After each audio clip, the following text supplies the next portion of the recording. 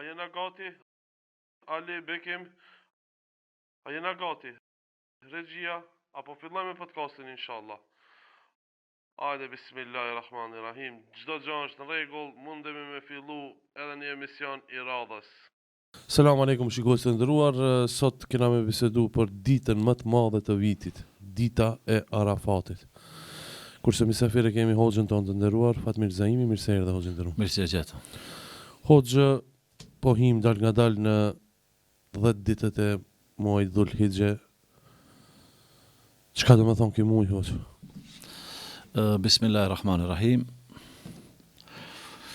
Fillimisht Allahun e falenderojmë, selamet dhe salavatet qofshin mbi pejgamberin sallallahu alaihi wasallam, mbi shokët e tij dhe mbi gjithë ata besimtar dhe musliman të cilët mundohen dhe ecin pas rrugës së pejgamberit alayhis salam deri në ditën e Kiametit.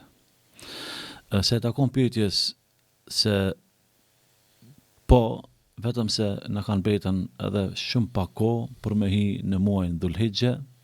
Muaji Dhul Hijje ka shumë kuptime, një prej këtyre kuptimeve është edhe muaji i haxhit, që lidhet me fjalën hijje, hajje yuhijju, është muaji i haxhit. Edhe pse Allahu Dhul Jalal në Kur'an i ka përcaktuar kohërat e ibadetit, në këtë rast edhe kohën e haxhit. Pra besimtarët me një farë mënyre, ato kur dojnë ta madhrojnë Allahun Dhul Jalal, ato e madhrojnë me kohë të caktume dhe me ditë të caktume. Sikurse për shembull që na ishte Ramazani më herët, Ramazani nuk mundesh ti të haxhirosh kur ti të mtekët apo kur ti mendon, por kur vjen koha e ditës të fillimit të agjerimit të Ramazanit. E si fillohet me agjerim të Ramazanit, duke pas parasysh se besimtarët i kanë ditët me kalendarin e hijretit hënor, edhe Ramazani, por edhe gjitha muajt tjerë, të cilët Allahu Dhul Jalal i ka regjistruar dhe ato janë të përmendura në Kur'an, besimtari nëpërmjet këtyre muajve i din ditët, i din muajt, i din kohrat, se si ai ta madhron Allahu Dhul Jalal në mënyra të ndryshme. Qofshin ato agjerime, qofshin ato namaze, por qofshin edhe ato kurbane, qofshin ato edhe ibadete tjera sikurse është edhe haxhi. Allahu Dhul Jalal në Kur'an ja u përmend njerëzve në përgjithësi dhe besimtarëve në veçantë, dhe ai thot inna iddata shuhuri inda Allahi 12 shahran fi kitabillah yawma khalaqa as-samawati wal ard minha 4 hurum. Ta Allahu Dhul Jalal janë të regjistruar 12 muaj. Nga dita ku Allahu Dhul Jalal ka kriju tokën dhe qiellin, për këtyre 12 muajve Allahu Dhul Jalal thot minha 4 hurum. Nga këto 4 janë muaj të shenjtë. Pra, muaj Ramazanit është muaj i bekuar. Por, cilët janë muaj të shenjtë? Muaj të shenjtë kanë ardhur dietarët dhe kanë komentuar këtë fjalë të Allahut Dhul Jalal, sikur se përmendet në librat e tefsirit, sidomos libri Kathiri, ku Allahu Dhul Jalal me fjalën minha 4 hurum, nga këto 12 muaj, 4 janë të shenjtë, i ka përmendën muajt me radhë, sikur se është Dhulqaada, Dhulhijja, Shevali, Dhulqaada, Dhulhijja, Muharremi, edhe muaji i 6 është muaji i Rajab. Pra muaji Rajab është muaji i midist, muaji i 7, pastaj vijnë muajt me radhë Dhulqaada, Dhulhijja edhe muaji Muharremit. Këto muaj janë të shenjta. Këto janë muaj të shenjtë, do të thënë 4 muaj të shenjtë: Dhulqaada, Dhulhijja, Muharremi edhe Rajabi. Çka duhet me bën këto 4 muaj? Do të thonë ibadet apo? Janë muaj të shenjtë ku Allahu Dhul Jalal i ka përmend, po padyshim se ibadet, e njëra prej këtyre muajve që u parashkruaj edhe pyetja është muaji Dhul Hijje. E tash, çka është muaji Dhul Hijje? Muaji Dhul Hijje me numër është muaji i 12 i kalendarit islamik. Kjo i bën sigurisht 10 orin kalendarin gregorian. Po. E tash, cilët janë muajt e kalendarit islamik? Po. Sa për informat po interesante. Po. Domethënë muaji i parë fillon me Muharrem, pastaj është Sefer, pastaj është Rabiul Awwal, pastaj është Rabiul Thani, pastaj është Jumadal Ula, pastaj është Jumadal Thani, pastaj vjen Rajab, Shaban, Ramadan, Shawwal, Dhulqaada dhe Dhulhijja.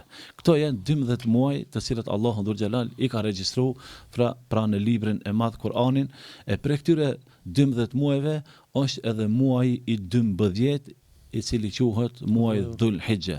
Pra ky muaj Dhul Hijja është para nesh edhe ky muaj faktikisht Allahu Dhul Xhelal e ka përmend se është një prej muajve të shenjtë në islamin ton, në fenë tonë të dashur. Do në ka përmend Kur'an, apo? Po është i përmend faktikisht sikur numër të Allahu janë të regjistruar 12 muaj, prej tyre 12-ve 4 janë të shenjtë, e prej këtyre 4-ve të shenjtë është edhe ky muaj që është para nesh, i cili quhet muaji i 12 Dhulhijja. Atëherë hoxh, çfarë duhet të bëjmë këto ditë? Domethënë këtë muaj Dhulhijja dhe ditë e para, apo? Po. Faktikisht në muajin Dhulhijja janë 10 ditët e Dhulhijjes, të cilët janë të përmendura në për hadithet e pejgamberit sallallahu alaihi wasallam. Unë thash në fillim se besimtari ka ardhur këtë botë për ta madhruar Allahun Dhul Xhelal.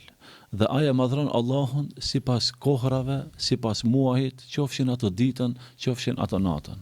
E tash, përderisa na jemi në pragun e 10 ditëve të Dhulhijjes, atëherë këto 10 ditët e Dhulhijjes çka janë? Kanë ardhën hadithe të shumta dhe kanë ardhën komente të shumta lidhje me rëndësinë dhe me vlerën e këtyre 10 ditëve të Dhulhijjes. Me fjalë të tjera, këto 10 ditët e Dhulhijjes janë ditët më të mira të matmotit. Edhe pse në besimtarët i dim ditët dhe i dim netët. Sipas neteve madhrem Allahun, sipas ditëve madhrem Allahun. Kemi ditë të mëdha të matmotit dhe kemi nata të mëdha të matmotit.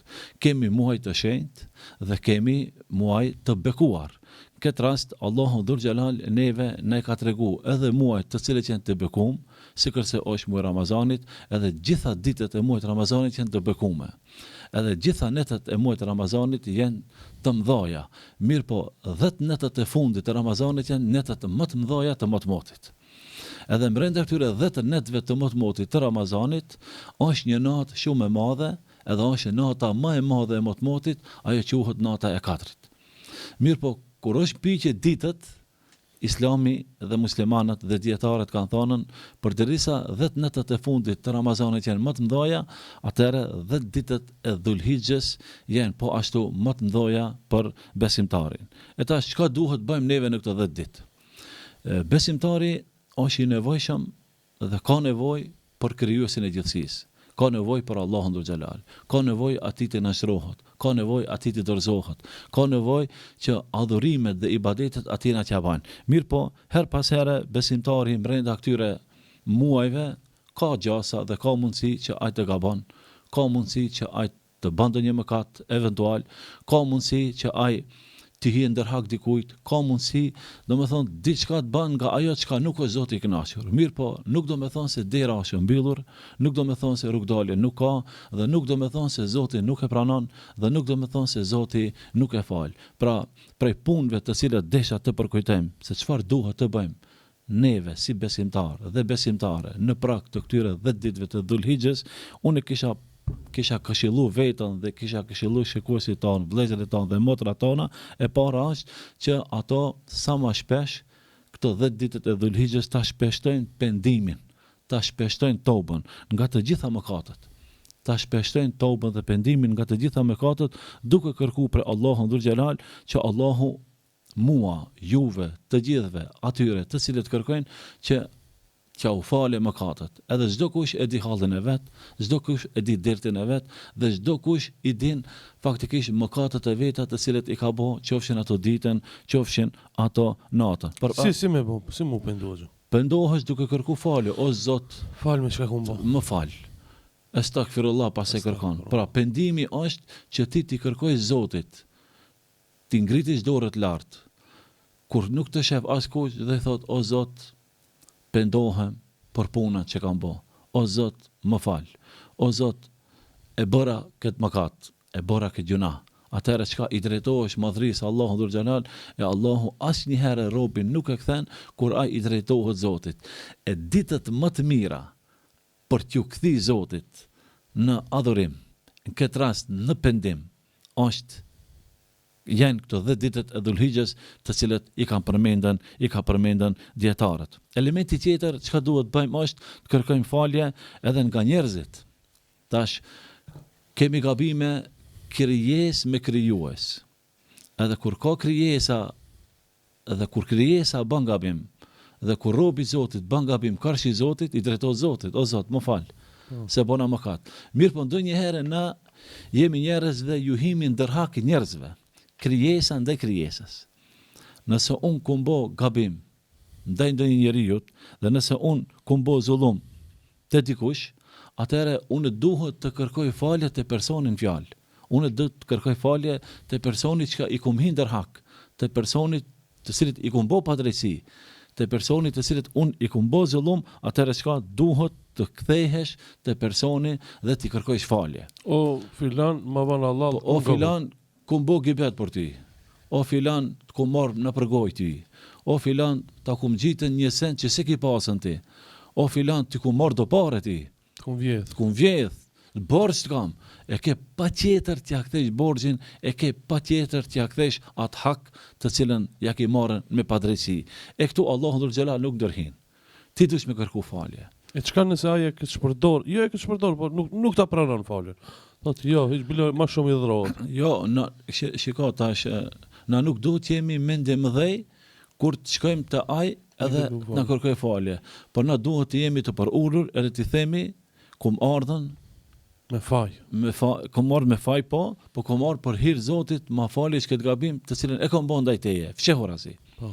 Edhe ti jesh i sinqert. Në këtë rast ku ti jesh i sinqert dhe ti thuish, kështu ka qenë puna, do para që tu patën hupën para disa vjetëve, një mall që tu pat hup në dyqan, ta di se atë mall unë ta kom marr. Por jam pendu dhe du të më kërkojsh falje edhe po ta kthej mallin. Se ai ka drejt të ta kërkon, edhe nëse e kërkon dhe ja kthen, atëherë faktikisht falja është në rregull. E nuk ka ditë më të mira për të kërku falje. Nëse dikush prej nesh ka bo faktikisht padrejtësi ndaj njëri tjetrit, sesa në këto ditët e Dhul-Hijhes.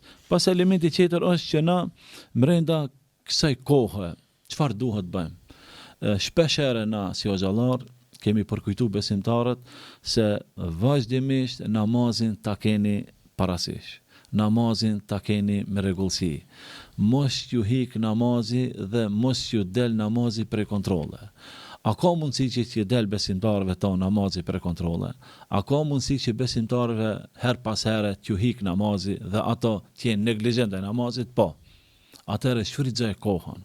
Sidomos këto 10 ditët e Dhul-Hijhes të cilët i kemi në prak, që ti faktikisht me namazin t'i ndreqish punë. Me namazin t'i rregullojsh punë, me namazin mos jesh i mangët. Kështu që ti të mundohesh që namazet farze sidomos, por edhe të sunetet, por në këtë rast jemi të folur për obligimin fetar, çka është i patjetërsueshëm, atëherë çka duhesh t'jesh i përpikt që mos e lësh namazin, sepse namazi dhe lënja e namazit nuk është prej mëkateve të vogla, është prej mëkateve shumë të mëdha. Ma keq se me piraki. Ma keq edhe se me vjedh, ma keq edhe se me shku në punë të liga. E cek shpesh këtë për çfarë e cekë? E ceki sepse tash gjunohet janë me kategori. Po da. Kur janë gabimet dhe gjunohet me kategori, më njëherë pas shirkut, gjunohi më i madh është lënia e namazit. Edhe gjunohat tjera nuk janë të lehta. Mirë, po në këtë rast kur jemi në pragun e 10 ditëve të Dhul-Hijhes, atëherë mundohu me pendimin, sikur se tham. Atëherë çka rregulloje punën tënde me namazin, sepse Allahu dhul xhelal të fal. Në këtë rast lënia e namazit, nëse ti vazhdon, dije se është prej mëkateve të mëdha, edhe çka e ke kput raportin dhe e ke kput lidhjen ti si krijes me krijuesin tant edhe me Allahun subhanahu wa taala. Elementi tjetër brenda këtyre 10 ditëve pasi u parashërpitja se çka duhet bëjmë na, është edhe bamirësia e madhe dhe hajrati i madh që mundesh ta bësh. E bamirësia më e madhe, bamirësia më e mirë që mund të ta bën besimtari është ndaj prindërve të vet, ndaj babës edhe ndaj nanës. Ato të cilët kanë babë, ato të cilët kanë nanë, ato të cilët kanë prindër. Vallahi prej lëshkës zemrës ju tham, mundohuni t'jeni bamirës ndaj prindërve, sepse do të vjerë koha, nuk do t'i keni përpara, edhe nuk do t'ja dini vlerën, pastaj do t'ju kujtohet, ta kisha pasën edhe një ditë, ta kisha pasën edhe një muj, por ka mbaru më puna e nënës tënde, ka mbaru puna më e babës tënd, ka mbaru puna më e prindërve tu. Për atë ju themi trive tonë dhe trejave tona, ju themi vëllezërve dhe motrave tona, mundohuni që t'jeni bamirës ndaj prindërve të juve. Bamirësia është në shumë lloje. Vetëm buzëqeshja jote mos paç kur gjë tjetër t'jesh me prindërit e tu në sjelljen tënde, moralin tënd, etikën tënde, nuk ka domethënën pasuri më të madhe për shpirtin dhe për zemrën e prindërve. Kur jemi në pragun edhe ditëve të Dhulhijhes, atëherë çka? Prej punëve të hajrit dhe prej punëve të mira, të cilët deshta ta përkujtoj veten, por edhe shikuesi ton është që ato të jenë bamirës ndaj prindërve të tyre. Pastaj, po nëse nuk i kanë prindërit, të mundohen të farefisi më afër, të mundohen të akrabaja më afër, edhe të familja më afër e tyre që ata të jenë bamirës ndaj migjës, ndaj tezës, ndaj hallës, e kështu me radhë, dajës, e kështu me radhë. Puna tjetër që dëshëm të përkujtojmë, a është prej punëve të mira, çka duhet t'i bëjmë në këtë 1200, në këtë 1200 muaj të 10 ditët e para të Dhulhijhes, është që na të mundohemi, ne duhet të mundu çdo herë të largohemi prej gjunaheve. Por në këto 10 ditët më të mira të motmotit, mos të mashtron shejtani që të bësh mëkate. E jona çka është të largohemi nga të gjitha mëkatet. Qofshin ato të vogla, qofshin ato të mëdha. E sidomos në pragun e këtyre 10 ditëve të Dhulhijhes, mos u merr edhe mos u bën që të mashtron shejtani edhe ti të rshasësh dikundi. Të bësh mëkat dikundi. Qoftë mëkat i vogël, por Zoti na rujt edhe qete edhe mëkat i madh. E jona çka është? E jona është që të largohemi nga gjitha mëkatet të cilët Allahu Dhul Xhelal neve na i ka bërë me dije që sadopak na ta respektojmë dhe të respektojmë të 10 ditët, jo që Allahu Dhul Xhelal është i nevojshëm për veti që na t'ja bëjmë, por ai t'i ka dhënë këtë 10 ditë për të mirën tonë dhe për të mirën tonë që na nëse mundohemi dhe i bëjmë, do të kemi fitim dhe do të fitojmë nga Allahu Dhul Xhelal shumë çka, e ajo çka është shumë çka është pastrimi i zemrës tonë dhe pastrimi i shpirtit tonë. Pastaj prej punëve të mira, të cilët kanë përmend dietarët, është edhe agjërimi vullnetar në rreth këtyre ditëve. Sa të kesh mundësi. Një ditë, 3 ditë, sa të kesh mundësi, mundohu të agjërosh, sepse edhe agjërimi është një prej mundësive dhe një prej metodave të mira të cilët ti do t'i afrohesh Allahut subhanahu wa taala. Elementi tjetër, edhe pse ka shumë, do të mundohen atje më shkurt, është edhe lëmosha jote dhe sadakaja jote. Mundohem brenda këtyre 10 ditëve të Dhulhijhes, por çdo ditë qafsh diçka. Edhe nëse është diçka simbolike. Sot një sadak, nesër një sadak, mas nesër një sadak, mos e lojsh ditën zbrazët pa me dhënë diçka sadaka.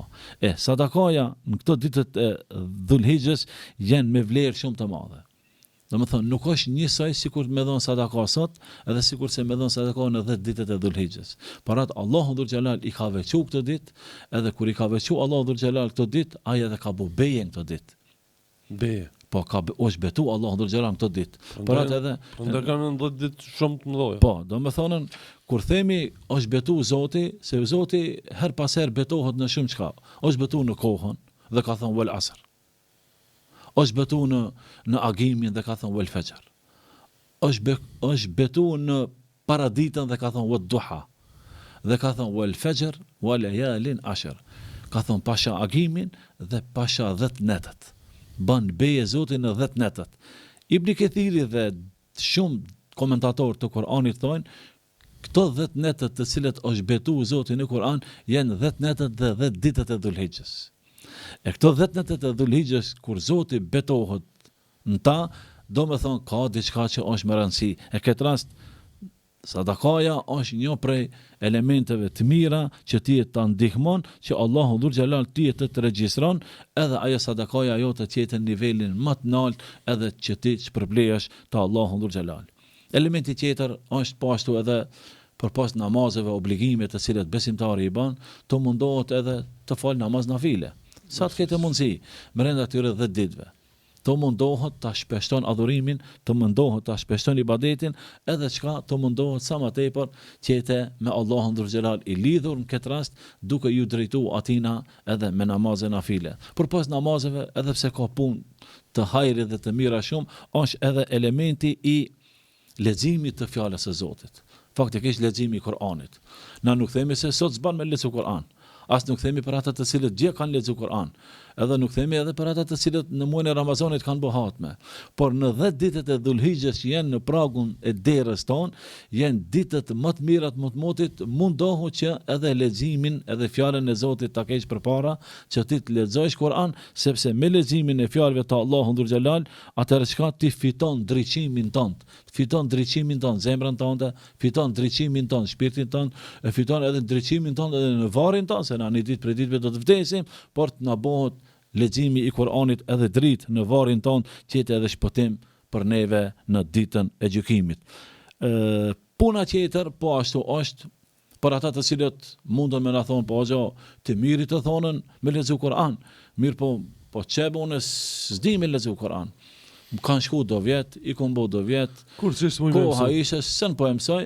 Po, nuk do me thonë se ti tash nuk din ta lexosh Kur'anin, edhe hajde ti lojsh këto 10 ditë anash.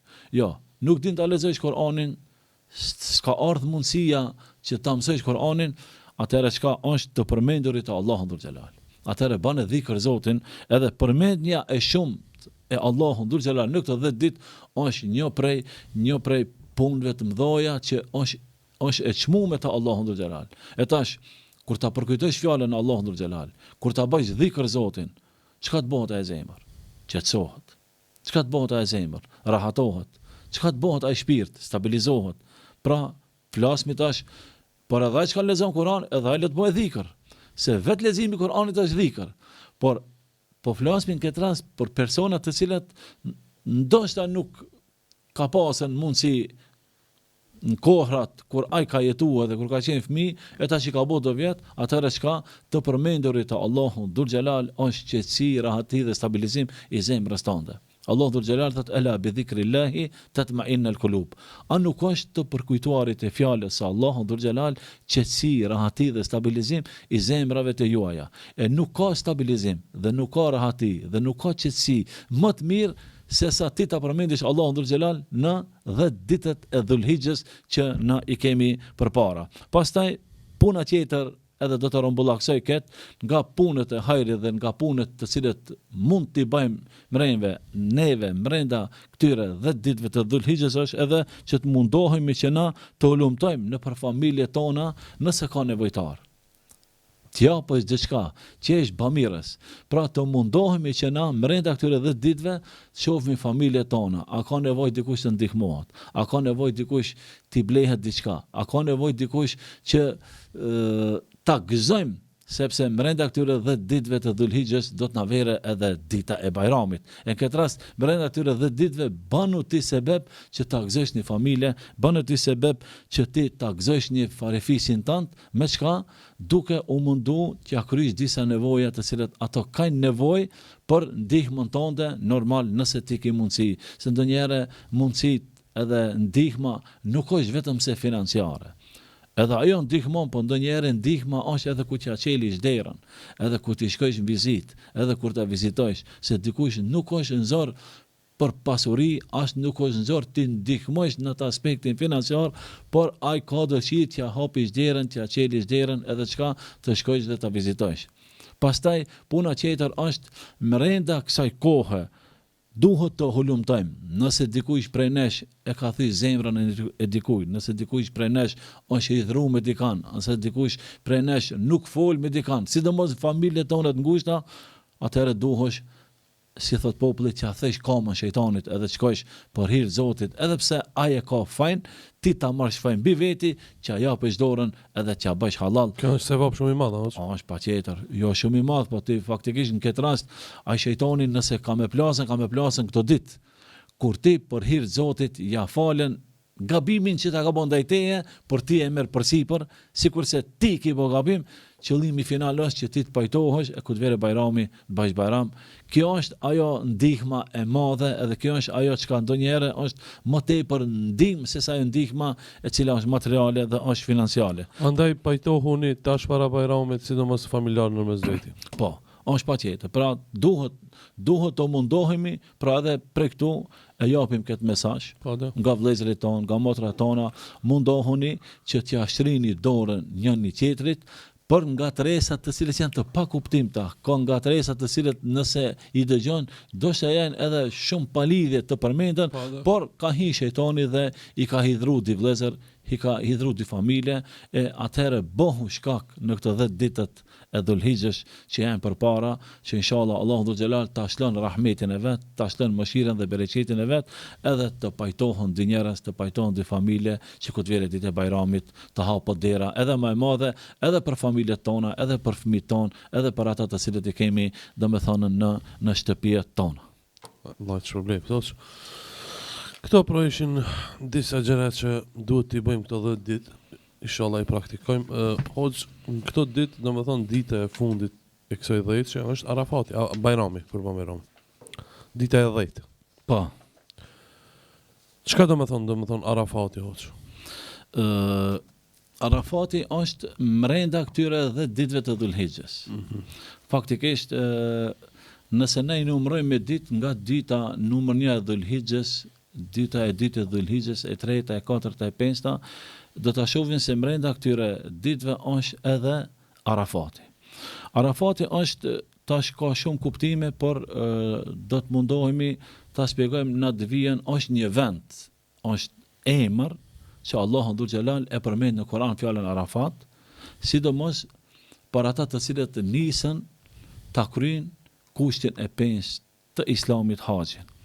Është një fushë dhe është një hapësirë shumë e madhe në Mekë, pra prej Qabës ka më tepër se 20 kilometra, 22-23 aty pari, pra është një lugindje, një fushë shumë e madhe ku e kanë të patjetërsueshëm haxhilerët të qëndrojnë aty. Është vendi më i rëndësishëm i haxhit. Faktikisht Arafat është dita ku Allahu Dhul Xhelal e përmend, por edhe përmend pejgamberi sallallahu alaihi wasallam. Kjo ditë është në 10 ditët e Dhulhijhes, më konkretisht është në ditën e 9. Dita e 9 e Arafatit është e patjetërsueshëm për ata të cilët janë nisën në hax që të vinë në Arafat. Faktikisht në këtë ditë Allahu Dhul Xhelal faktikisht ka pruar vendimet prera për robën e vet, kur ai i drejtohet Zotit, edhe ai din pastaj si ta pastron, din edhe si ta kthen te familja e vet, duke mos u zgjeruar në këtë pikë se hin temën e haxhit, por ai i cili shkon në Arafat, atëre ai shejtani mallkum, i cili është mundu 50 vjet, është mundu 60 vjet, është mundu haxhien 70 vjet ta devijon, ta dobson, e Allahu ja mundson këtina të shkon në hax, edhe shkel në tokën e Arafatit, e kur të vjen në Arafat, Allahu Dhul Xhelal çka bën? E pastron, e filtron dhe e kthen në shtëpinë e vet, sikur e fëmia që del prej nënës vet pa gjunahe. Edhe kjo është një punë e madhe, por atë edhe Arafati, domethënë e ka këtë kuptim të madh, të cilën na e ka treguar vet Kur'ani, por edhe pejgamberi sallallahu alaihi wasallam. Cila ditë quhet dita e Arafatit, hoxh? Po ajo që ndërlidhet me pyetjen e mëhershme është dita e Arafatit quhet dita e 9 të Dhulhijhes. Nuk mundet me qenë 8, as nuk mundet me qenë 10. Është dita e 9 e Dhulhijhes, të na quhet dita Arifës. Të na në Shkup, edhe në rrethinën ku jetojnë muslimanët në Ballkan, i thonë dita Arifës. Por kjo ditë është dita më e madhe e motmotit, dita Arafatit. Edhe është ditën e 9 të Dhulhijhes. Unë pak më herët thash, cila është nata më e madhe e motmotit? Si natë. Nata më e madhe e motmotit është nata e Kadrit. Kurse dita më e madhe e motmotit, sipas një pjese të madhe të dietarëve, është dita e Arafatit. E tash, cilët janë netët më të mëdha të motmotit, themi janë 10 netët e fundit të Ramazanit. E cilët janë ditët më të mira të motmotit, themi ditët më të mira të motmotit janë 10 ditët e Dhulhijhes, e brenda këtyre 10 10 ditëve të Dhulhijhes është edhe një ditë e cila quhet dita e Arafatit e ajo është në ditën e 9 inshallah që kemi përpara. Hoxh, cili është qëllimi i qëndrimit në Arafat? Qëllimi i qëndrimit në Arafat, qëllimi kryesor është se ai i cili niset për ta bërë haxhin, edhe ai i cili don ta kompleton kushtin e 5 të Islamit, nëse nuk i shkel koma në Arafat, ai s'ka haxh. Pejgamberi sa më ka thonë el haxhu Arafa. Haxhi është Arafat. Ka mundësi dikundi mes me shkue, por ajo e mbulon kurbani. Mirë po, nëse në Arafat nuk shkon, nuk mbulon kurbani. Faktikisht ai cili ka shkel në Arafat dhe këmba e tij ka shkel në Arafat dhe ka netën një pjesë bukur të madhe ditës, prej mbas dreke koha deri në perëndim të diellit. Prej në zenit, si të fillon koha e drekës, deri në perëndim të diellit, deri në akşam, haxhiu është në Arafat. Mrenda kësaj kohe, nëse ka hi haxhiu mrenda në kufit e Arafatit, ai edhe e ka haxhin inshallah. Por atë edhe qëndrimi në Arafat është një prej shtyllave më të rëndësishme të haxhit, ku haxhilerët luten dhe kërkojnë falje, kërkojnë dua të Allahu Dhul Jalal që Allahu ata t'i fal dhe Allahu atyre lutje që u ban kabull. Hoxh, çfarë ka thënë pejgamberi sallallahu alaihi wasallam diçka për Arafatin? Muhamedi sallallahu alaihi wasallam faktikisht hadithet janë të shumta, mirë po ajo më e madhe, unë pak më herët e ndërlidha dhe thash Muhamedi sallallahu alaihi wasallam kur e ka treguar haxhin, ka thonë hudhu anni menasikakum. Merrni prej mua atë çka unë jam duke e bë haxhin dhe jam çish duke e bë haxhin. Edhe ja u ka tregu pik për pike vendet, ulset, caktimet, shkuarjet, ndejet, natën, ditën, bujqet, të gjitha me rend. E prej krejt këtyre ibadeteve të cilët i ka përmend pejgamberi sallallahu alajhi wasallam, duke filluar me tavafin, me Safa, me Merva, me Muzdelife, me Arafat, me Mine, është përmenden edhe pra puna e Arafatit, edhe këtë rast Muhamedi sallallahu alaihi wasallam një prej haditheve të njohura, të cilët edhe i madhi, edhe i vogli din është el haxhu Arafa. Haxhi është Arafat, ju ka thonën pejgamberi sallallahu alaihi wasallam sahabëve kur ka shkuar në haxh. Edhe pse pejgamberi sallallahu alaihi wasallam vetëm se një haxh ka bua, edhe në hutbën e lamtumirës kur ka qenë në haxh, faktikisht Muhamedi sallallahu alaihi wasallam edhe i kanë ardhën ajetet në këtë ditë të Arafatit, se une sot më jo përsosa fejnë e juve. Allahu Dhul Jalal në Kur'an, përpos se që e ka përmend Arafatin, edhe ku të shkojni ju në Arafat dhe ku të dilni prej Arafatit, edhe të niseni për ibadete tjera të cilët i keni ju mrenda haxhit, ta përkujtojni Zotin sa më tepër dhe të bëni dhikr Allahut sa më tepër. E mrenda krejt kësaj pejgamberi sallallahu alaihi wasallam e ka përkujtuar se Allahu Dhul Jalal në Arafat e ka kompletu feja. Edhe ka ardhën një prej ajetave el yawma akmaltu lakum dinakum. Unë sot o Muhammed edhe o ju njerëz në përgjithësi dhe o ju besimtar, unë sot juve jo plotësova fen.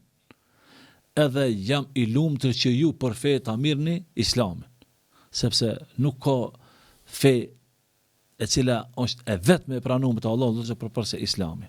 Pra Islam do të thonë dorëzim. Edhe Ademi alayhis salam, edhe gjitha pejgamberët e kanë pasën këtë, por kjo fe që quhet Islam me ajetin e fundit me pejgamberi sallallahu alaihi wasallam, Allahu i ka zbrit ajete sipas ngjarjes dhe sipas situatës.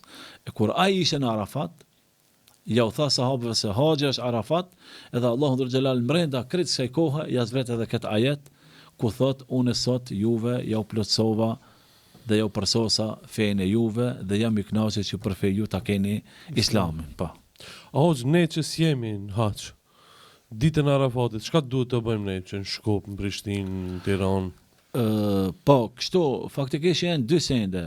Haxhiu i cili është në haxh, ai nuk haxheron. Haxhiu çka është? Ai çka është në haxh. Në ditën e Arafatit, haxhiu në haxh, ai prem bazreke deri në perëndim të diellit, do ta madhron Allahun Dhul Jalal.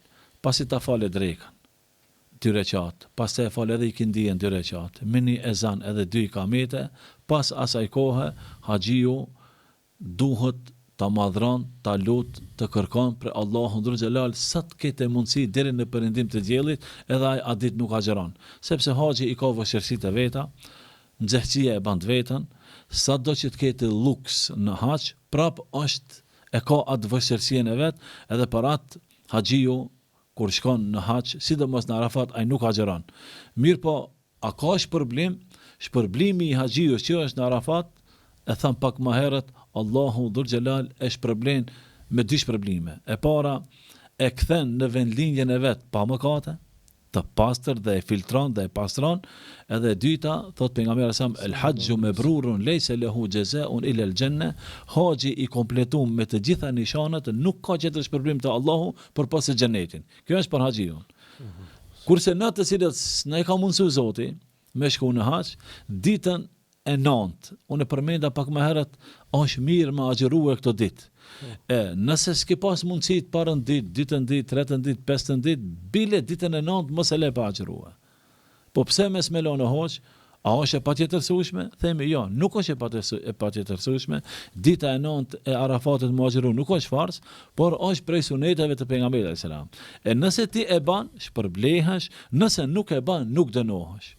Po nëse e baj me çka shpërblehem? Me çka pyetje rradh, cili është shpërblimi i agjërimit ditës së Arafatit? Shpërblimi i agjërimit në ditën e Arafatit, thot pejgamberi selam, kush e agjeron ditën e Arafatit, Allahu ja fshin gjunohat e këtij viti dhe viti çka vjen. E ke parasysh? Di fjalë. Shumë të lehta. Thot pejgamberi selam, kush e agjeron ditën e Arafatit, Allahu ja fshin mëkatet e këtij viti dhe viti çka vjen. E tash, une si Fatmir, edhe ti si sunullah, edhe gjithë ata që na shikojnë, a jemi të nevojshëm për Allahun dhul xhelal që ai neve të na pastron dhe të na filtron dhe të na fal? Padyshim se po. Atëherë për një ditë, jo ti për Allahun do ta bësh, edhe pse Allahu nuk është në zor për agjerimin tim dhe tëndin, por ai ta jep tyje si dhurat, si një lehtësim. Mrenda 365 ditëve tim ka mundësi që të rrshesh dikundi, ta jep këtë ditë që ti ta nderojsh, ta respektojsh me agjerim, e Allahu dhul xhelal vetëm se e ke nderu këtë ditë, që është prej ditave më të mëdha të motit, ai ti fshin gjunohat e këtij vitit dhe vitit që vjen. Inshallah Zoti na i mundson që ta presim këtë ditë. Amen. Hoxh, pse quhet Arafat? Arafati quhet Arafat ka kuptim për fjalës arafe yu'arrifu mu'arrif. Arafe do me thonë u njofta, jemi njoftu dhe po njihemi. Ka thonje të dietarët, është përmend kjo edhe në për transmetime, por edhe të dietarët e historisë e kështu me radhë, pra përmendet se në atë lugin të madhe, s'parjer është taku baba i njerëzimit, Hazreti Ademi me Hazreti Havën. Edhe takimi i Hazreti Ademit me Hazreti Havën, me nënën e njerëzimit, kjo e ka emrin njohje. Ato janë njohur dhe janë njoftuar në këtë vend. Në Arafat. Në Arafat. Edhe për atë ka marrë emrin Arafe. Arafe do me thonë mu njoh. Jemi njohur edhe janë njoftuar. Në këtë rast, ta sqarojmë pak këtë çështje e njoftimit, se kemi shikuar që nuk e kanë haber për çka bëhet fjalë. Do me thonë, Hava dhe Ademi kanë qëndruar në xhenet, i ka krijuar Allahu për në xhenet. Ademi mëkaton, vazhdoja. Pasi tash parat deshon pak të bëj shkurt, por pasi për shikuesin tjetër pak më e qartë, pasi Ademi alayhis salam, ashtu Allahu ka dashur që ai ta ketë atë gabimin e asaj pejme edhe të dalë prej xhenetit në dunjë. Kështu që Hava dhe nëna e njerëzimit është i krijuar prej brilit shtrem të Ademit alayhis salam. Edhe kur Allahu dhul xhelal i nxjerr në dunjë, ato dietarët thonë janë takuar në këtë vend. Në dunjë. Ku janë takuar këtë vend? Në luginën e cila e ka marrë emrin Arafe ose Arafat. Fjala Arafe dhe Arafat arabisht ta përkthesh Arafe yu'arrifu mu'arrif, e njohi, po e njohim, jemi duke u njohur, janë njoftuar, jemi duke u njoftuar. Këtë rast Ademi me Havën, Allahu dhul xhelal e ka bërë mundur, sipas transmetimeve të cilët janë përmendur në libra, në këtë vend e cila quhet Arafat dhe ka marrë emrin sepse këto di janë njoh dhe janë njoftuar dhe janë taku në këtë vend ku haxhilerët e kanë të patjetërsueshëm të shkojnë në Arafat. Interesant. Hoxh, çfarë ndodh mbrëmje në Arafat? Pas Arafatit. Pasit perëndoi dilli, besimtarët përgatiten për natën e Bajramit. Kur besimtarët përgatiten për natën e Bajramit, kjo do me thonë se ato tash duhet ta përmendin Allahun dhul xhelal në këtë adhurim të madh. Qëllimi final ose besimtarët për obligimeve, të cilat e kanë të patjetërsueshëm në atë natë, na këtu nuk kemi obligime, por na përgatitemi për ditën e Bajramit. Po. Përgatitemi për ata të cilët kanë kurban, që të presin kurban nesër pasi ta falin namazin e Bajramit. Kurse haxhiu natën e Bajramit niset prej Arafatit, shkon në Muzdelife. Është një ibadet për ibadetave të mëdha të haxhit, është tash nuk duhet ta bëj, është vështirësi dhe ka vështirësi, por brenda kësaj kohe dhe brenda kësaj nate i ban dy punë besimtari. Puna e parë kur të mrije natën e Bajramit në Muzdelife, e fal namazin e akşamit dhe namazin e yatsis, me një ezan dhe 2 ikamete.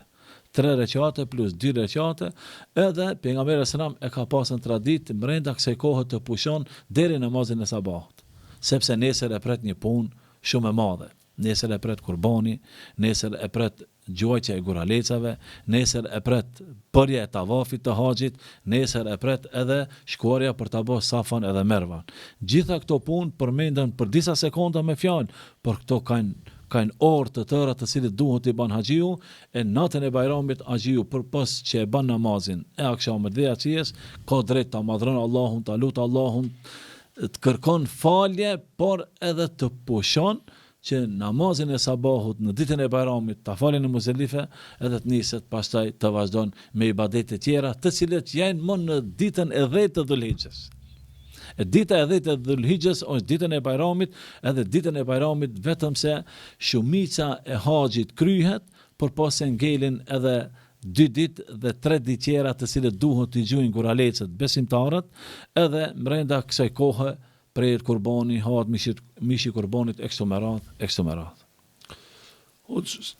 Si e manifeston Allahu mëshirën në Arafat?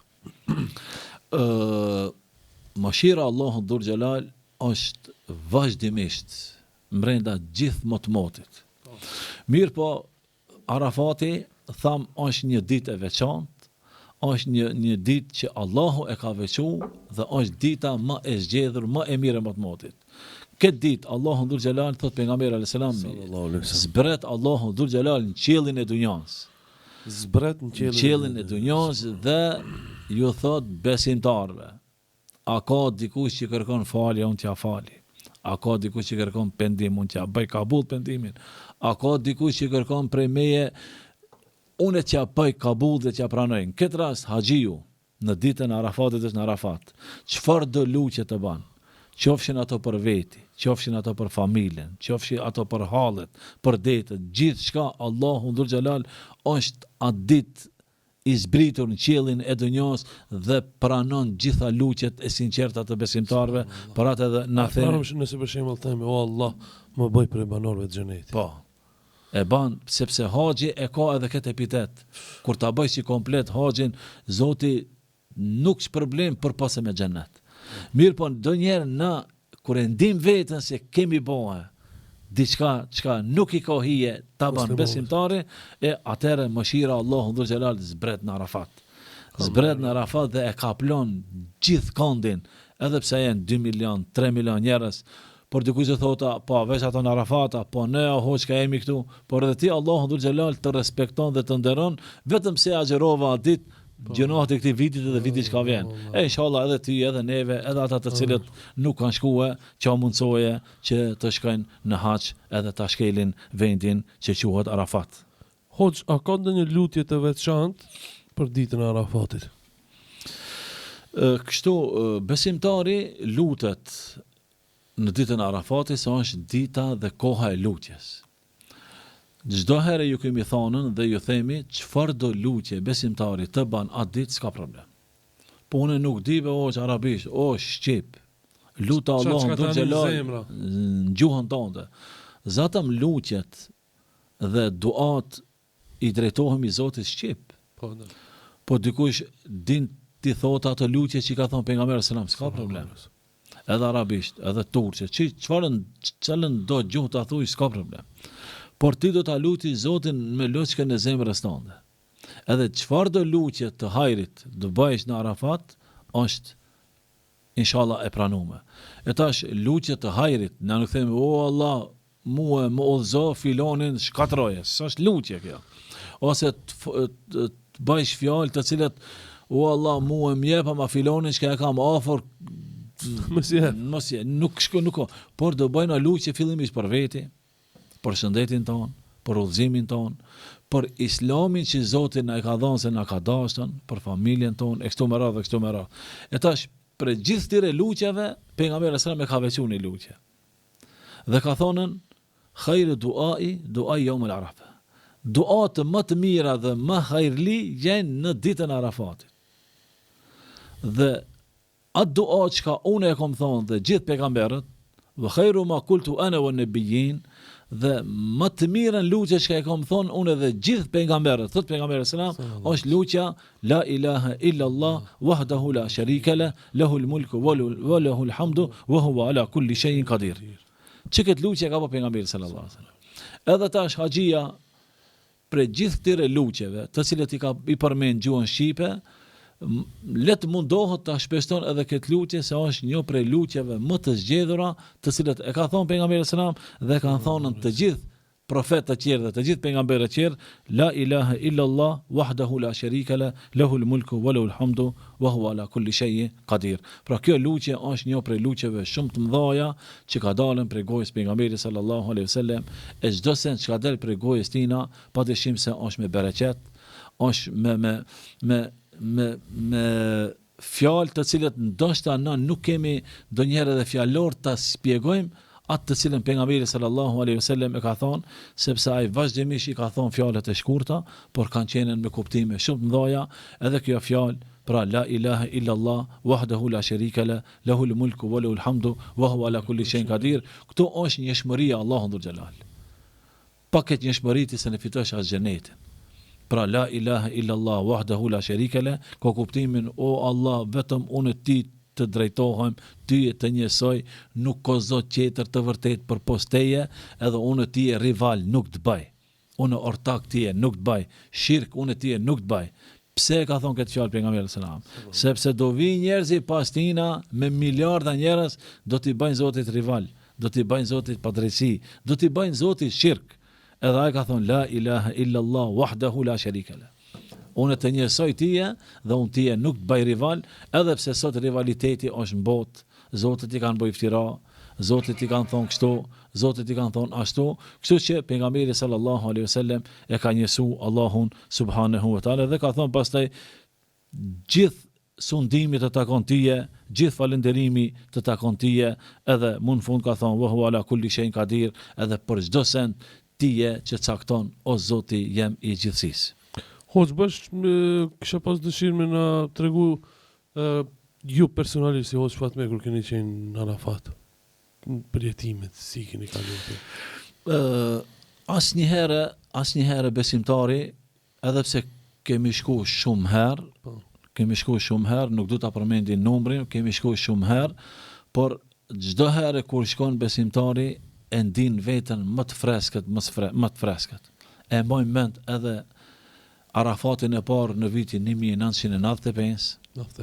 Po, ai përjetimi jemi i parë, në temperaturë të madhe, në të kushte të asaj kohe, por ndoshta edhe pse mi kon pak më të ri, nuk i kemi ndi nxehtësinë edhe kështu me radhë, por nxehtësia nuk ishte asgjë jashtë asaj nxehtësie shpirtërore, ndaj fllatit shpirtëror, dhe ajo edhe e kallmja për Allahun dhul xhelal kur ti i lutesh Zotit, edhe i drejtohesh Zotit dhe e din se ku ke ardhën dhe e din se ajo është afër teje, e din se e ka rahmetin të lëshuar poshtë, e din se ti do të mëshiron, e din se do të fal, e din se gjitha mëkatet eventuale nëse i ke bëu ka me ti falen. Gjithë këto përjetime ndoshta unë edhe fjalor nuk kam të flas sepse ato përjetohen edhe nuk mund të shpjegohen. Hoxh, për në fund jashtë temës disa pyetje që na kanë ardhur nëse ka mundësi. A ka mundësi? Pyetja e radhës thotë kështu, deshta një pyetje, kam shumë vezvese, mendime negative shumë, a ka mundësi në këshill? Puna e vezveseve mund të ndodhë dhe çdo kush. Po. Mirë po, besimtari kur është i lidhur me Allahun dhul xhelal, besimtari kur është i pastërt, kur është me gusull, kur është me abdest, kur është me namaz, kur është me dhikr, nuk ka mundësi vezveset kete të shpeshta. Por nëse vinë vezveset, çka duhet me bëhe? Personin fjali i cili ka vezvese, këshilla jonë e parë çka është që ti duhesh të drejtohesh Zotit. Me lezu Kur'an. Zdi me lezu Kur'an, me dëgju Kur'an. Sidomos ajetet e fundit ose surët e fundit. Pas elhamdullahit ajeti kursin, pas se kul huwallahu ahad, kul udhu birabbil falaq, kul udhu birabbin nas. Këto mos i lën pa i lezu, sidomos para xhumit. Sepse zakonisht ka mundësi me pasën syqje dhe prekje, kur ai është në xhum edhe vinë gjin dhe shejtanët edhe prekin. Edhe kur ata e prekin sepse ki nuk i ka bërë sebepet. E bani sebepet, flej me abdes, bani sebepet para asaj ta falësh yatsin. Bani sebepet që ti bësh këto lutje, sidomos pa ajeti kursin mos flej. Elhamdulillah, po çish do të mënet, do të mënet në koma, do të mënet në gjua, do të mënet. Jo, shtrit, çish je ashtu. Shtrit. Ka krau i gjatë, e vënon shuplakën e dorës gjatë në facën e gjatë, edhe lexoj lutjet. Sikur se është Fatiha, ajeti kursin. Sidomos këtë rast kul huwallahun, felekun edhe kul udhu birabbin nas, edhe mbështetje Allahut, edhe inshallah këto vezvese nuk do të vinë në xhum, as nuk do të vinë kur je i zgjum, as nuk do të vinë kur do të hecish, edhe pse ka mundësi njeriu të ketë këse vezvese, por surja më adekuate është kur ato i shtrëngon diçka në gjoks, edhe kur ato i prek diçka në gjoks. Thot Allah dhe gjallë, alladhi yuwaswisu fi sudurin nas min al-jinnati wan nas. Ata të cilët ju bëjnë vezvese në gjoksat e tyre dhe në zemrat e tyre, nga xhinët dhe nga njerëzit. E Allahu është ai i cili ta largon vezvesen edhe ta largon kret atë çka ti e përjeton nga ngasmimet, por na themi duhesh të mbështetësh Zotit me abdes, para abdesit guslin gjithçish, pastaj çka të lidhesh me Zotin mirë, ta dëgjosh fjalën e Zotit, edhe të bësh lutjet e xhumit me lejen e Zotit dal nga dal, edhe kjo vezvese të largohet. Alhamdulillah. Hoxh, pyetje radhës thotë kështu, selam aleikum, a ban me vetë ndaj hoxh i cili do jetë, mysafir domethënë, thotë o vëlla, çish me lën bastoren, jam ka provoj por prap mashtrohem e hin bastore. Është punë e shejtanit, duhesh ta vendosish, sepse është një smuje e keqe që vazhdimisht e ka një pjesë të njerëzve të cilët janë me bastore, janë me ato lojrat e fatit, janë me kazinat e kështu me radhë. Kjo është një smuje shumë e rëndë, që shejtani faktikisht sikur se mund të ta mashtron besimtarin në alkohol, edhe thotë unë smuj me lansim ka hin gjak, sikur se ka mujt shejtani ta mashtron atë i cili ka pi bari, sikur se e mashtron shejtani atë i cili ka pi drog, sikur se e mashtron shejtani atë i cili ka shku punë të këqija dhe ka bërë zina. Gjitha këto shembull janë sulme të cilat shejtani të kap dikundi. Dikush është ka komari dhe ka kazino, edhe se në lën, dikush është i rakijës, dikush është i asaj, por ti duhesh ta vendosësh. Edhe nuk ka që zbohet. Njerëzit e kanë lënë edhe alkoolin, e kanë lënë edhe drogën, e kanë lënë edhe lojrat e ndryshme të fatit edhe bastoret, i kanë lënë gjitha, por këshilla jon është e përgjithshme. Duhesh ti kthehesh çka? Fjalëve të Zotit. Duhesh ti kthehesh besimit tant. Duhesh ti kthehesh fesë tënde. Duhesh ti kthehesh familjes tënde të cilët ata të këshillojnë. Unë e kam pas një rast më herët, ai i cili thiri mua në shtëpinë e vet, ka bë haxh me mua baba vet. Ai haxhiu. E tha hoxha, tha, një lutje tha e kam. Të lutem, të vish, ma frish gjalin se sa shkërkon. Gjali i madh, Gjali i madh i martum me fëmijë. Thash, çka ka, tha, s'është mirë, tha, kështu, tha, gjithë pasuria ime, tha, ka shku shumë, për mbi 300-400.000 euro. Është më pyetje shumë parë. Edhe ai prap me gjithë atë humbjet e pasurisë, ai prap në kam, tu punu, tu fitu, mirë po, gjitha këto pare i kanë shkuar nëpër me gjallit, nëpër kazina dhe pastore. Edhe tash mos ka deni sihër, mos ka deni xhinë, mos ka kështu, mos ka ashtu. E tash na nuk duhet për pak e për shumë që aqesme fajnë gjinit e në sihrit. Po, dhe. A e ke parasysh? Ajde o frima këtë se u ka dallashi gjalli. Edhe unë shkova në atë kuptimin se mos ka deni prekje. Po, dhe. Ti lexojmë pa Kur'an që afrim në juj, kur shkova, burri madh i martuar. Edhe ja parashrova do piqe, thash, kush ka lut? Tha, on. Shka ki lut? Tha, kështu, i sinqert. Po, dhe. Thash, a ban unë një pyetje me ta thonë? Tha, fol. Thash, a ma drejt të më tregosh? Tha, po. Thash, me ti dhonë, tash unë 5.000 euro. A kështë shkua? Tha, valla bila tha shkoj.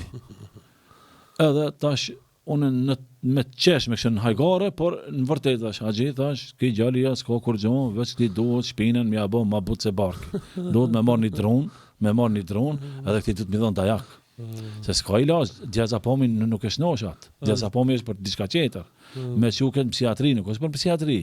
Ki e ka ndjek epshin.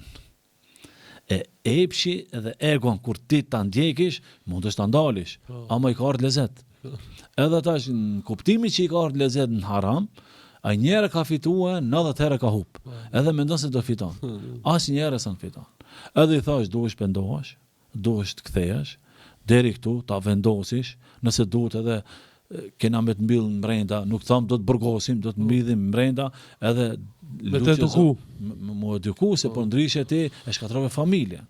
E në këse situata edhe personin fjalë, si të largohet prej bastores, largohesh kur ti i kthehesh Zotit. Sa ma larg je prej fjalëve të Zotit, sa ma larg je prej urdhave të Zotit, aq ma afër je mëkateve. Aq ma afër je atyre punëve të cilët janë të shumta. E një prej atyre është edhe pastoria. Kjo është rregull. Sa ma afër fjalëve të Zotit, ma larg atyre. Sa ma larg fjalëve të Zotit, sa ma larg urdhnave të Zotit, aq ma afër urdhnave të shejtanit. E tash na duhet ta zgjedhim, a do të shkojmë pas rrugës Rahmanit apo do të shkojmë pas rrugës shejtanit. Edhe këtu janë dy rrugë. Edhe na besimtarë ndonjëherë jemi mes, ndonjëherë na mashtron, e ndonjëherë largohemi, kthehemi me Zotin. Por duhet jemi të bindur se nëse na e bëjmë një hap nga Zoti, Zoti nga ne do të vjen me vrap. Nëse na mundohemi, ai neve do të na ndihmon, sepse ai e ka premtuar ndihmën, por pret prej neve që na t'i drejtohemi atina, edhe që ai neve të na furnizon, të na jep edhe të na ndihmon, por edhe nëse është puna edhe në bastore të largon, vetëm se ti duhesh të vendosish edhe t'ja nisish ta bësh hapin e parë inshallah. Hoxha edhe një pyetje e cila ka të bëjë bashkë për lëmin tënde, pse ne e dim që ju mirëni me pajtime, konflikte. Në ka një pyetje thotë kështu: Asalamu alaykum sunullah, dhe ishta më japon një pyetje hoxhës. E kam një borxhli që 10 vjet su lag hiç e kam lënë me ndërtu shtëpi e sene mirë po asnjëherë se çeli gojën e çtash më ka hin thotë i nati e pe e lipi borxhin tem e ai po thotë që s'kam borxh thotë. A ka ndaj rrugdalë pyet thotë a me hi me forcë me dhun me të fortë atë çka më bën thotë. Asalamu alaykum, Allahu ju shpëlbeft. Borxhli 10 vjeçar. Ditën kur ti ja ke dhënë borxhin, u ka dashën ajo pika e parë të bash marrëveshje. Gjë që shumë pak e bëjnë. Jo vetëm se me gojë, por edhe me shkrim. E ban marrëveshje me shkrim se na kemi shpirt, nëse kena me vdek. Nuk dihet. Po, dhe. E shkruan me datën kështu. Unë e filan fisteku, ja kom dhënë në borxh filanit kaq pare për kaq kohë. E tash kohën duhet me caktu, a një muj, a një vjet, a 2 vjet, a 5 vjet. Momentin që ti e ban marrëveshjen dhe ja jep që të ndihmosh. Po, dhe. Edhe del prej vadës. Vjen koha mas 2 vjetve, i thot edhe një muj ka arë vadja. Edhe ai drejtohet dhe thot a ka mundësi të mashtosh edhe pak, se s'ka mundësi. Edhe rahmeti dhe mëshira ka drejt i thotë jo s'ka mundësi se jemi marrë vesh, banja qarën. Por besimtari vazhdimisht edhe si çdo herë e ka atë rahmetin zemër e vazhdon. Vazhdon edhe një kohë dhe ai nuk kthen, vazhdon edhe një kohë nuk kthen. E tash bëhet muhabeti sikur pyetja ja kom dhënë dhe 10 vjet s'mi kthen.